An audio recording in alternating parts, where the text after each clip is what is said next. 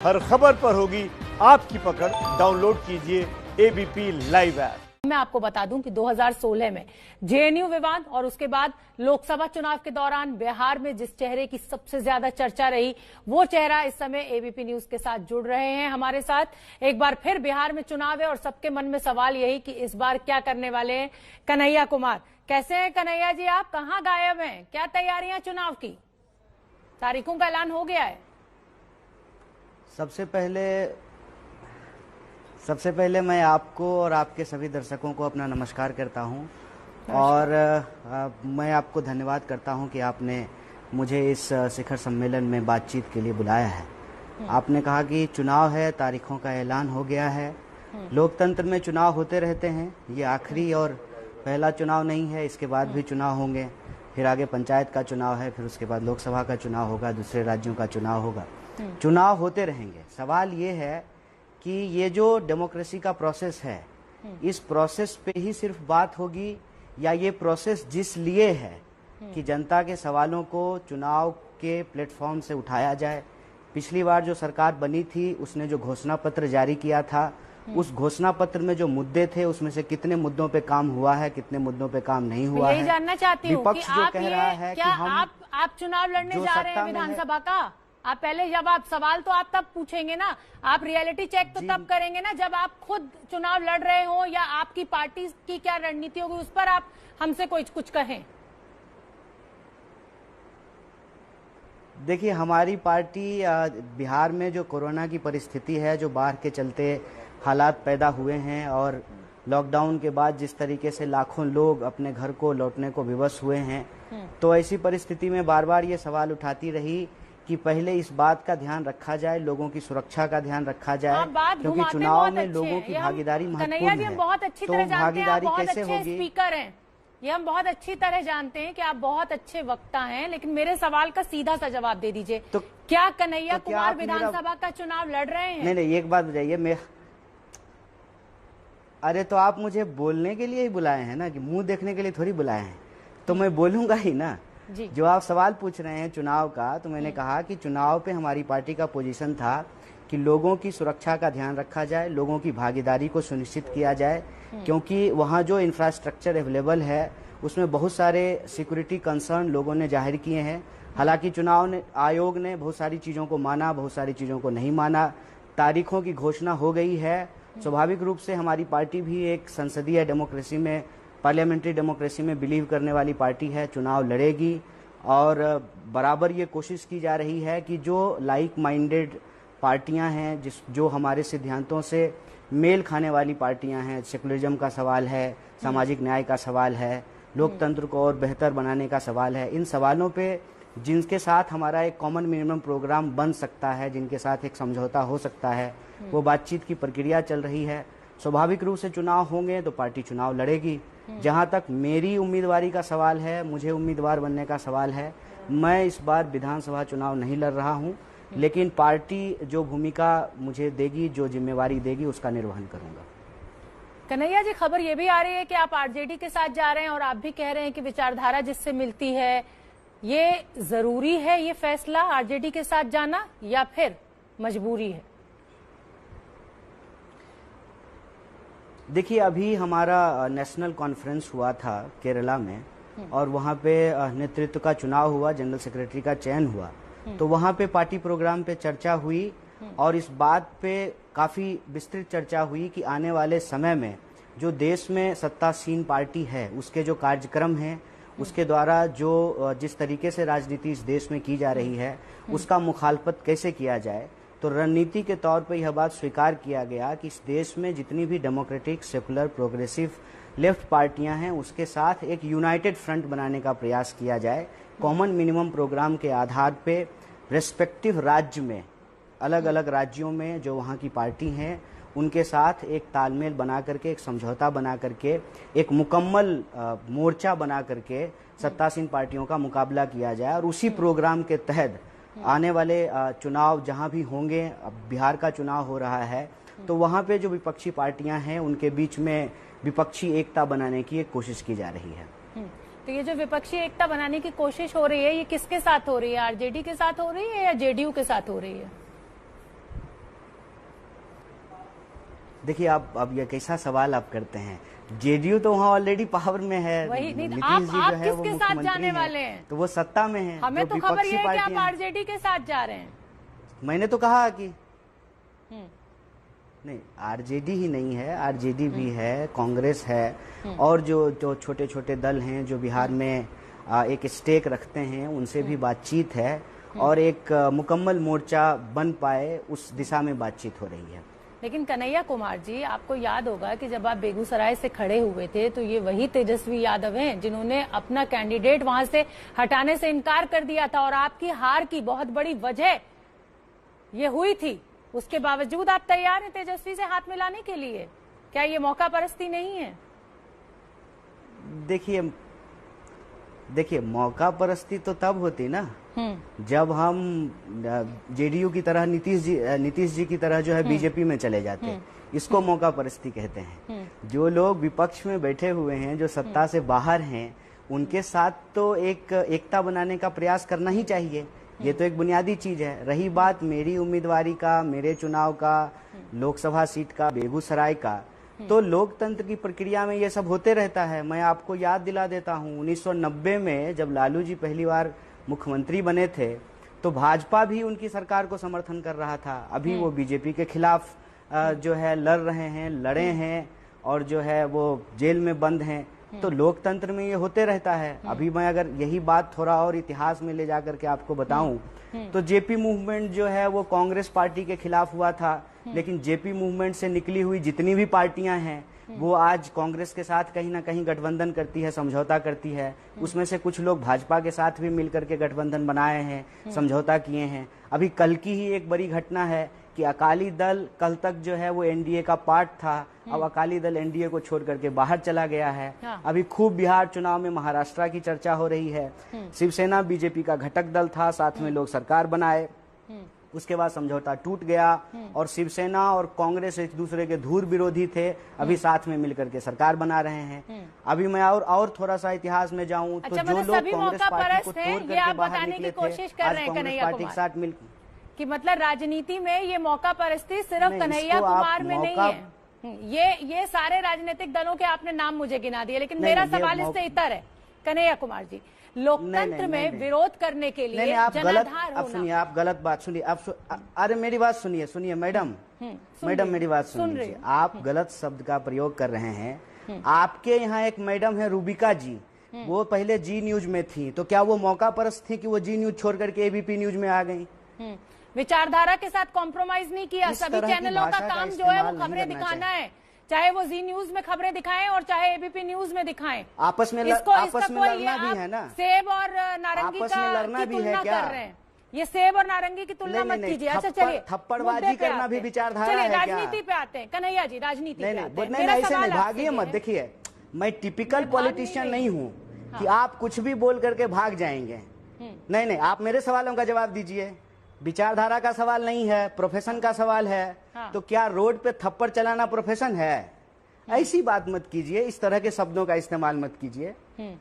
पूरा देश आपको देख रहा है कन्हैया जी। मेरा सवाल अच्छा, लोकतांत्रिक प्रक्रिया में समझौते होना, मुद्दों को तय करना और उसके आधार पे, मुद्दों के आधार पे एकता बना करके चुनाव में जाना, फिर उन मुद्दों पे अगर असहमति होती है तो अलग होना, ये लोकतंत्र की प्रक्रिया है। ठीक है, मैं यूपीए की बात बताता हूँ। यूपीए में लेफ्ट पार्टी कांग्रेस पार्टी के साथ थी, यूपीए 1 में।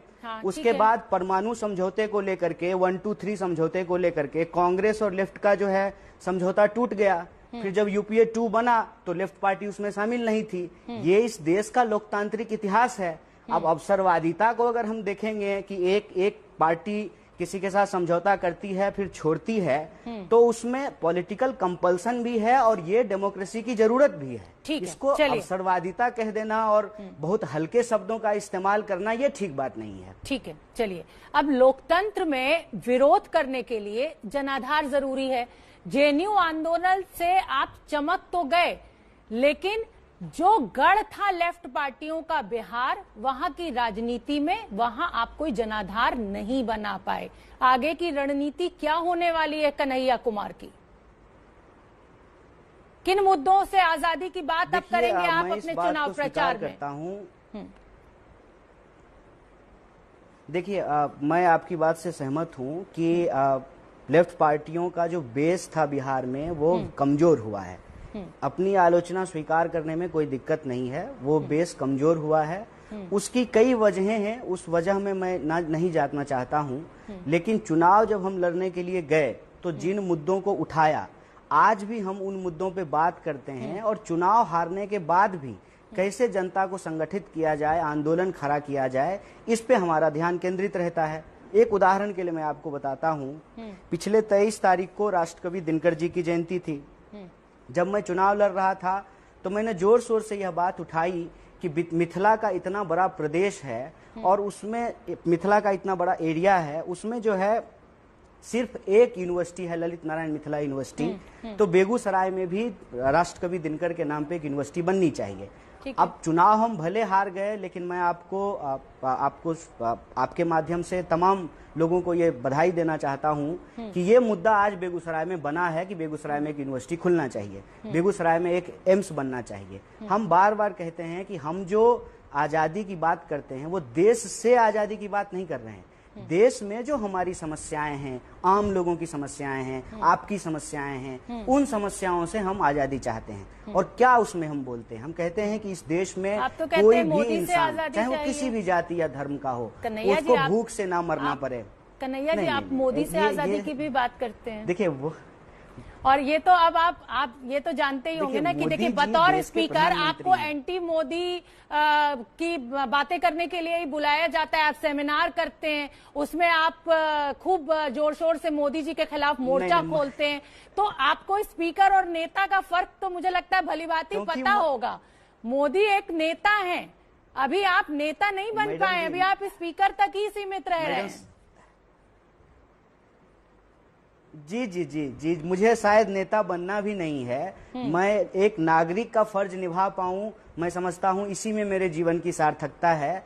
और मोदी जी से कोई व्यक्तिगत दुश्मनी नहीं है। मोदी जी देश के प्रधानमंत्री हैं, जनता ने उनको देश का प्रधानमंत्री बनाया है। और बतौर नागरिक प्रधानमंत्री से सवाल करना ये नागरिक का धर्म है।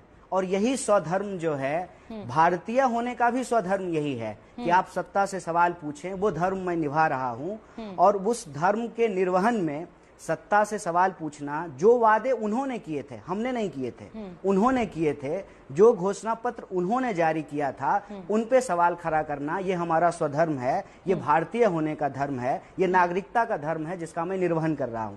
अभी देश में किसानों का इतना बड़ा आंदोलन चल रहा है, आपको भी याद होगा, आपने माननीय प्रधानमंत्री का नाम लिया। माननीय प्रधानमंत्री जी ने कहा था कि 2022 तक किसानों की आमदनी दोगुनी हो जाएगी। किसानों की आमदनी दोगुनी नहीं हुई है।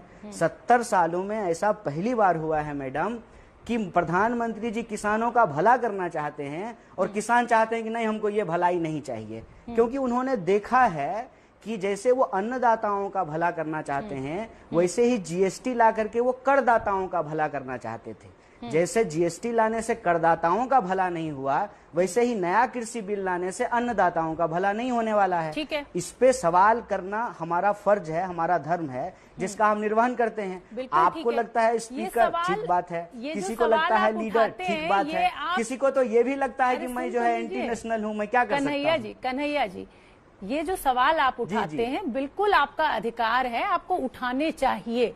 लेकिन ये सवाल सिर्फ सेमिनार में ही क्यों उठाते हैं? बिहार की जमीन पर उतर कर क्यों नहीं उठाते हैं? क्यों आप नहीं दिखाई दे रहे हैं? कोरोना काल, इतना बिहार पीड़ित, बाढ़ का इतना बड़ा संकट, कन्हैया कुमार हमें जमीन पर दिख नहीं रहे, पलायन का संकट, कन्हैया जी हमें कहीं दिखाई नहीं दिए बिहार की जमीन पर।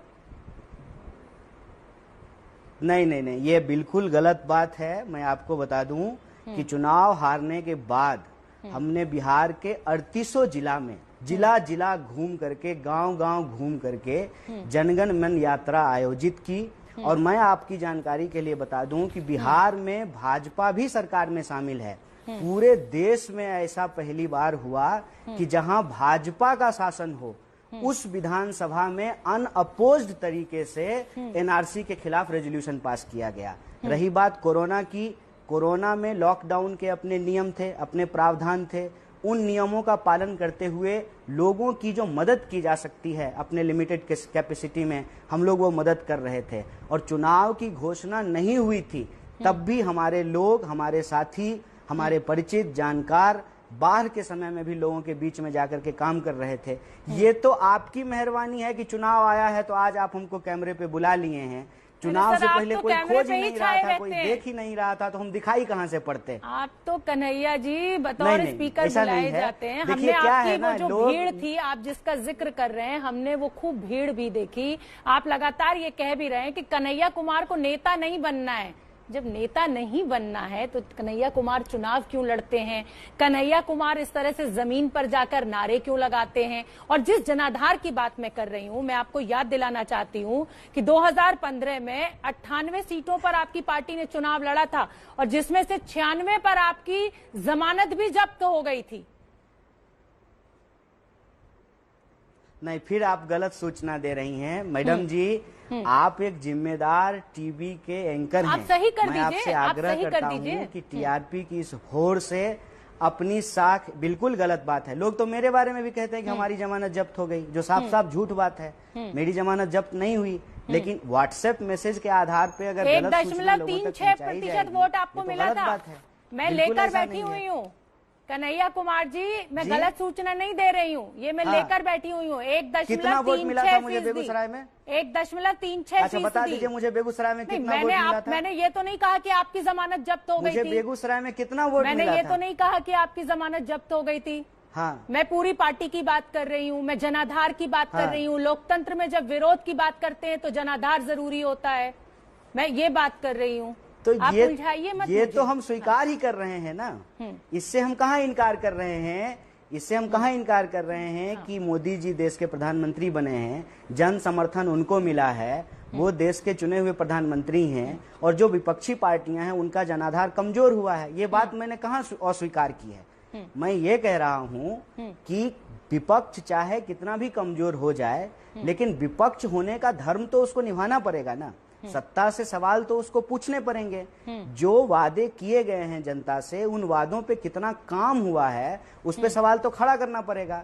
अगर हम बिहार की ही बात कर रहे हैं तो ये सवाल पूछना पड़ेगा कि ऐसी कौन सी परिस्थिति है भाई कि बिहार के लोगों को पूरे देश में घूम घूम करके जा करके काम करना पड़ता है, और जब लॉकडाउन की परिस्थिति आई तो अचानक से जो है उनको सड़कों पर मरने के लिए छोड़ दिया गया। हजारों किलोमीटर पैदल चल करके वो वापस घर आए। घर आने पे वो बीमार हुए, वहां अस्पताल नहीं है, दवाइयां नहीं है, ऑक्सीजन नहीं मिल रहा है, एक ही बेड पे एक इंसान की लाश पड़ी हुई है, दूसरे इंसान उसके बगल में लेट करके इलाज का इंतजार कर रहे हैं। यह सवाल क्यों ना पूछा जाए कि लाखों करोड़ रुपए की राहत की घोषणा की गई, लेकिन जमीन पे वो दिखाई नहीं देता है। ये सवाल क्यों ना पूछा जाए कि बिहार को विशेष राज्य बनाने का जो दावा था वो अभी तक क्यों नहीं पूरा हुआ है, और इसमें क्या बुराई है। अब आप ही ने कहा कि नहीं नहीं आप सिर्फ स्पीकर हैं, लीडर नहीं हैं, तो मैंने स्वीकार कर लिया। छोड़ दीजिए लीडर और स्पीकर। मैंने तो आपसे ये कहा कि आप वक्ता और नेता का फर्क जरूर समझते होंगे।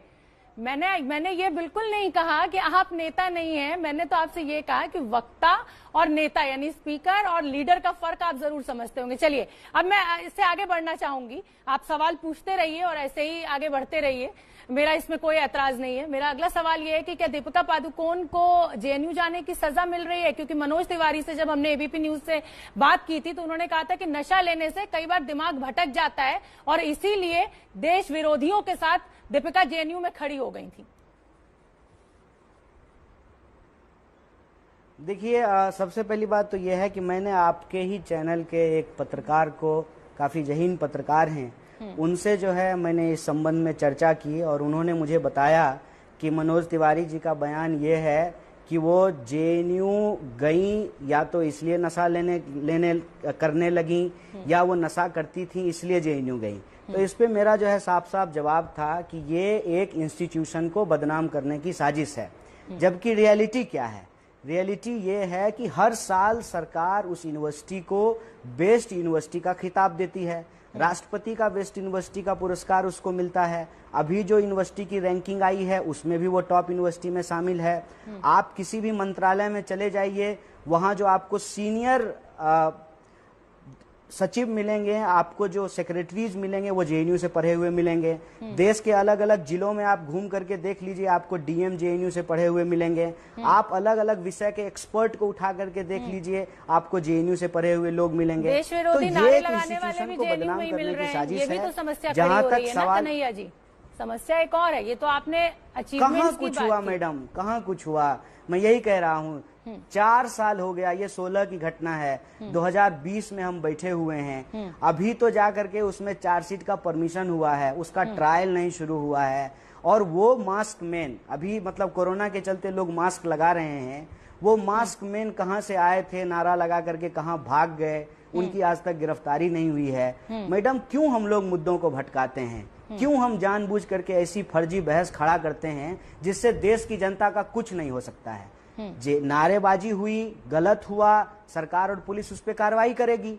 लेकिन असल सवाल ये है क्या कि कहाँ नारेबाजी हुई, कौन नशा ले रहा है, कौन नशा नहीं ले रहा है? असल बात तो ये होनी चाहिए ना, देश के लोगों का इनकम कम हो गया है, इकोनॉमी -24% चला गया है, बेरोजगारी 45 साल में सबसे ज्यादा हो गया है। आपके क्षेत्र की अगर हम बात करें तो रोज लोगों के सर के ऊपर तलवार लटका हुआ है कि कब उसकी नौकरी चली जाएगी। क्या पता कल को आप भी ट्विटर पे ट्वीट करें कि मेरी नौकरी एबीपी न्यूज से चली गई है। आए दिन न्यूज चैनल बंद हो जा रहे हैं, स्ट्रिंगर को पैसा नहीं मिल रहा है, किसानों को उनके फसल का दाम नहीं मिल रहा है। गुड़ मत दीजिए, गुड़ की सी बात तो कीजिए। ये हो रहा है ना, मैं यही कह रहा हूँ ना, ये मुद्दा है। नहीं, मैं ये कह रहा हूँ कि ये मुद्दा है, इस पे बात होनी चाहिए। कौन नशा ले रहा है, कौन नारेबाजी किया है, ये सब मुद्दा भटकाने की बात है। इस देश में कानून है। कन्हैया जी, आंदोलन खड़ा कीजिए ना, सड़कों पर आइए ना, सरकार से सवाल पूछिए ना, किसने मना किया है आपसे?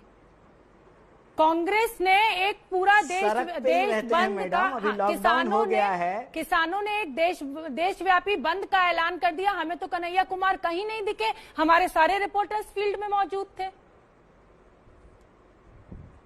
सिर्फ सवाल टीवी पे बैठ के पूछिएगा। क्या बताएं आपको इस बात पे? वो जो पूरा पूरा आंदोलन जो वो हो रहा है, उस आंदोलन में ऑल इंडिया किसान सभा शामिल है। आपके रिपोर्टर अगर गए हैं तो उनसे विजुअल मंगा लीजिए कि उसमें ऑल इंडिया किसान सभा के लोग शामिल हैं कि नहीं है। मैं एक पार्टी का मेंबर हूं, हमारी पार्टी का अलग अलग संगठन है, मजदूरों का संगठन है। 23 तारीख को पूरे देश में मजदूरों का आंदोलन हुआ, 25 तारीख को पूरे देश में किसानों का आंदोलन हुआ, 28 तारीख को फिर पूरे देश में किसानों का आंदोलन होगा। उससे पहले जो है कोयला फील्ड में, कोल फील्ड को जिस तरीके से निजीकरण किया जा रहा है उसके खिलाफ हड़ताल हुए। उससे पहले विद्यार्थियों ने बेरोजगार नौजवानों ने बेरोजगारी के खिलाफ आंदोलन किया। तो ये तो आंदोलन हो रहे हैं, लेकिन एक बात तो हमको समझनी होगी ना कि कोरोना के चलते, लॉकडाउन के नियमों के चलते अब पारंपरिक राजनीति का वक्त खत्म हो गया है। बड़ी रैलियां आयोजित नहीं की जा सकती है, उस पुराने तरीके से प्रदर्शन नहीं किए जा सकते हैं। जब परिस्थितियां ईज होंगी, जैसे चुनाव को ही आप देख लीजिए, बिहार में चुनाव ट्रेडिशनल तरीके से तो नहीं हो रहा है, नई परिस्थितियों में चुनाव हो रही है, रैलियों की इजाजत नहीं है, आप बड़े जो है रोड शो नहीं कर सकते हैं, 5 गाड़ी से ज्यादा इस्तेमाल नहीं कर सकते हैं। तो जो परिस्थिति है, उस परिस्थिति की व्यवस्था को समझते हुए ही आप आंदोलन करेंगे, उसकी लिमिटेड कैपेसिटी में। लेकिन हम ये कह रहे हैं कि ये देश के असल मुद्दे हैं, रोजी रोटी, कपड़ा, मकान, शिक्षा, स्वास्थ्य, सड़क, बिजली, पानी और सबका आत्मसम्मान। चाहे आप महिला हो या हम पुरुष हो, चाहे कोई गोरा हो या काला हो, मोटा हो या पतला हो, किसी जाति या धर्म या क्षेत्र का हो, सबको बतौर भारतीय होने का यही स्वधर्म है। मोदी सरकार में हमारे जो फंडामेंटल राइट्स हैं, जिनका जिक्र आप एक लंबी फहरिस्त गिना रहे हैं, क्या उसका वो हमें नहीं मिल पा रहे हैं? क्या मोदी सरकार को आप फेल मानते हैं? देखिए, एक बात है, मैंने कभी ऐसा नहीं कहा है कि जो समस्याएं हैं वो मोदी जी के आने से पैदा हो गई हैं, ये मैंने कभी नहीं कहा है। लेकिन जो लोग ये कहते हैं कि ये सारी समस्याएं तो पहले से ही थी, तो ये समस्याएं पहले से थी तो पहले से दूसरी पार्टियां राज भी कर रही थी। लोगों ने विकल्प के तौर पे प्रधानमंत्री को क्यों चुना? क्यों उनको इस देश में आप कह लीजिए अधिकतम बहुमतों में से एक बहुमत दिया है उनको? क्यों इतना विश्वास देश ने जताया कि इस देश में काला धन पे रोक लगेगी, हर साल 2 करोड़ नौकरी पैदा होगा, बेरोजगारी कम होगी, आर्थिक उन्नति होगी, देश का विकास होगा, हम फिर से विश्व गुरु बन पाएंगे? इन्हीं सपनों के आधार पे वोट दिया ना। अगर आज वो ये नहीं कर पा रहे हैं तो इस पे सवाल पूछना जरूरी है। और ऐसा तो नहीं है कि ये इकलौते प्रधानमंत्री हैं और ये इकलौती सरकार है जिसके खिलाफ आंदोलन हो रहे हैं। दूसरी सरकारों के खिलाफ भी आंदोलन हुए। क्या श्रीमती इंदिरा गांधी के खिलाफ आंदोलन नहीं हुए? क्या अटल बिहारी वाजपेयी के खिलाफ आंदोलन नहीं हुए? क्या पीवी नरसिम्हा राव के खिलाफ आंदोलन नहीं हुए? तो आंदोलन होते थे ना। दिक्कत क्या है कि आज जब आप आंदोलन करेंगे, आज जब आप सत्ता से सवाल पूछेंगे तो आपको फर्जी वीडियो के आधार पे, फर्जी बहस के आधार पे, फर्जी केस के आधार पे आपको देशद्रोही साबित करने का कोशिश किया जाएगा। आप देखिए कि जो लोग दंगा रोकने का प्रयास करते हैं उनको जेलों में डाल दिया जाता है। जो खुलेआम दंगा भड़काने का काम करते हैं कौन आपको देशद्रोही साबित कर रहा है? कौन लोग हैं?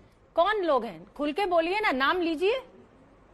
देखिए, जो लोग सत्ता में बैठे हुए हैं सीधे तौर पे वो सत्ता का दुरुपयोग कर रहे हैं। मेरा प्रश्न यही है ना कि भाई आप मेरिट का क्वेश्चन लेकर के आते हैं, आपको इस बात से दिक्कत होती है कि कोई गरीब का बच्चा, आंगनबाड़ी का बच्चा पीएचडी क्यों कर रहा है, लेकिन आपको इस बात से दिक्कत नहीं होती है कि अमित शाह जी का बेटा जो है वो बीसीसीआई का सेक्रेटरी कैसे बन गया। और ये सवाल आप जो ही पूछिएगा तो आपको हिंदू विरोधी साबित करने की कोशिश की जाएगी, आपको देश विरोधी साबित करने की कोशिश की जाएगी, आपके बारे में गलत वीडियो बना करके, नकली वीडियो बना करके व्हाट्सएप मैसेज सर्कुलेट किया जाएगा। ये जो विशियस कैंपेन है ये फंडामेंटल राइट के ऊपर हमला है। और ये वो लोग कर रहे हैं जो खुद कभी छात्र आंदोलन का हिस्सा रहे हैं। बिहार के उप मुख्यमंत्री हैं सुशील मोदी जी। सुशील मोदी जी छात्र आंदोलन से निकले हैं, छात्र आंदोलन करके आए हैं, पटना यूनिवर्सिटी के वो महामंत्री रहे हैं, तो उनको पता है कि स्टूडेंट मूवमेंट क्या होता है। आज स्टूडेंट मूवमेंट को क्यों क्रिमिनलाइज किया जा रहा है? आज क्यों स्टूडेंट लीडर के ऊपर हमले कराए जाते हैं, उनका सर फोड़ा जाता है, उनको फर्जी मुकदमों में फंसा करके। पहले के जो छात्र आंदोलन होते थे ना उसमें तेरे टुकड़े होंगे, ये इस तरीके के नारेबाजी नहीं होती थी, इसलिए उन छात्र आंदोलनों की एक कहा जाए कि एक अहमियत तेरे है। टुकड़े होंगे के नारे नहीं, नारेबाजी नहीं होती है। नहीं, आज भी ये तेरे टुकड़े होंगे के नारे नहीं लगते हैं मैडम। इतनी सत्ता के सामने सरेंडर मत कीजिए। आज भी नारा यही लगता है कि राष्ट्रपति हो या चपरासी की संतान, सबको शिक्षा एक समान। आज भी यही नारा लगता है। शिक्षा पर जो खर्चा हो, बजट का 10वां हिस्सा हो, आज भी यही नारा लगता है। ये जो मुद्दों को भटकाने की कोशिश की गई है, मैं आपसे आग्रह करता हूं कि ये मुद्दे न भटकाए जाएं। यही मेरा आपसे अपील है। ठीक है, चलिए अभी एक लेटेस्ट डेवलपमेंट हुआ है देश की सियासत में। बीजेपी का साथ, उनकी पुराने जो साथी रहे, उनके मित्र रहे, उन पार्टियों ने छोड़ दिया। चाहे अकाली दल की बात कर लीजिए और चाहे शिवसेना की बात कर लीजिए। क्या लग रहा है आपको, बीजेपी की नीतियों में दोष है या ये जो राजनीतिक दल है जो साथ छोड़ रहे हैं ये उनका निजी स्वार्थ है? इस पर कन्हैया कुमार की क्या राय है? देखिए, इस पे मैं बस एक बात कहना चाहता हूं। ये भारत की परंपरा और संस्कृति में आपको बहुत आसानी से ढूंढने से मिल जाएगा। ठीक है। सत्ता पे जब लोग बैठ जाते हैं, सत्ता उनको जब बार बार मिलने लगती है तो उनके भीतर एक अहंकार आ जाता है। इतिहास गवाह है कि जब भी कोई सत्ता अहंकारी होती है तो उस अहंकार पे चोट होता है। ये जो पार्टियां हैं इनके साथ कंधे से कंधे मिला करके कभी कांग्रेस के खिलाफ आंदोलन किया करते थे। कांग्रेस को सत्ता से हटाने के बाद जब से भाजपा सत्ता में आई है, अपने ही सहयोगियों को के प्रति उनका अहंकारी रवैया है। और ये जो सत्ता का अहंकार है, उस अहंकार का ही नतीजा है कि आज उनके पुराने साथी उनका साथ छोड़ करके जा रहे हैं। ठीक है, मेरा आखिरी सवाल आपसे यही है कन्हैया कुमार जी कि राजनीति में अब हम कन्हैया कुमार को अगले 10 सालों में कहां देखने वाले हैं?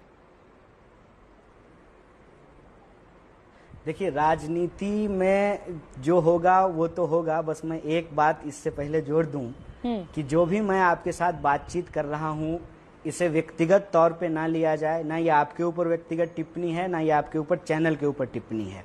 राजनीति में हमारा धरा जो है वो निर्धारित है। हम सत्ता के विरुद्ध, जनता के हक में जो उसके बुनियादी सवाल है उसके साथ खड़े हैं। रही बात राजनीतिक रणनीति की, तो उसी रणनीति का हिस्सा है कि हम कभी चुनाव लड़ते हैं, कभी चुनाव नहीं लड़ती हैं। रही बात किसी के साथ अलायंस करने की, तो परिस्थितियों के हिसाब से अलायंस होता है, अलायंस टूटता है। इन सबसे परे जो मैं एक बात चाहता हूं बतौर नागरिक जो राजनीति में स्थापित होनी चाहिए, जिसके लिए मैं लगातार कोशिश कर रहा हूं और मुझे लगता है कि आखिरी सांस तक हम लोगों को कोशिश करनी चाहिए, वो ये कि लोकतंत्र उत्तरोत्तर गति से लगातार आगे बढ़ते हुए मजबूत होना चाहिए। और लोकतंत्र का मतलब ये होता है कि जो लोक के सवाल हैं, जो जनता के सवाल हैं, उस पर राजनीति खड़ी होनी चाहिए। आप देखिए बिहार का अभी चुनाव हो रहा है, 15 साल बनाम 15 साल, बताइए इसका क्या मतलब है। आज जो बिहार के लोग झेल रहे हैं उन मुद्दों पे बात होनी चाहिए। बाढ़ का निदान क्यों नहीं हो रहा है, किसानों को उनके फसल का दाम क्यों नहीं मिल रहा है, क्यों बिहारी लोगों को अपना घर परिवार छोड़ करके दूसरे राज्यों में काम करना पड़ता है, मजदूरी करते हैं, मेहनत करते हैं और साथ में अपमानित भी होते हैं। आप दिल्ली में रहे हैं, हम भी दिल्ली में पढ़े हैं, हर बात के लिए एक गाली के तौर में बिहारी शब्द का इस्तेमाल किया जाता था। तो ये परिस्थिति बदले, हमारे राज्य में रोजगार के अवसर हो, विकास के मुद्दों पे बात हो और जनता के जो बुनियादी सवाल हैं उसके इर्द गिर्द राजनीति खड़ा करना, जनता को इकट्ठा करना, उसके लिए संघर्ष करना। और उसी संघर्ष का एक रणनीति है कि जब जरूरत पड़ेगी तो चुनाव भी लड़ेंगे। मैं और मेरी राजनीति बिल्कुल स्पष्ट है, हम सत्ता और शक्ति के साथ नहीं, निर्बल और आम लोगों के साथ खड़ा होने का प्रयास करते रहेंगे। चलिए, हमारी बहुत बहुत शुभकामनाएं कन्हैया कुमार जी आपको, और ऐसे ही आगे बढ़ते रहिए और जिस नई राजनीति का सपना आप देश को दिखा रहे हैं, बिहार को दिखा रहे हैं, उस पर आगे बढ़ें। बहुत बहुत धन्यवाद आपका, एबीपी न्यूज के लिए आपने समय निकाला।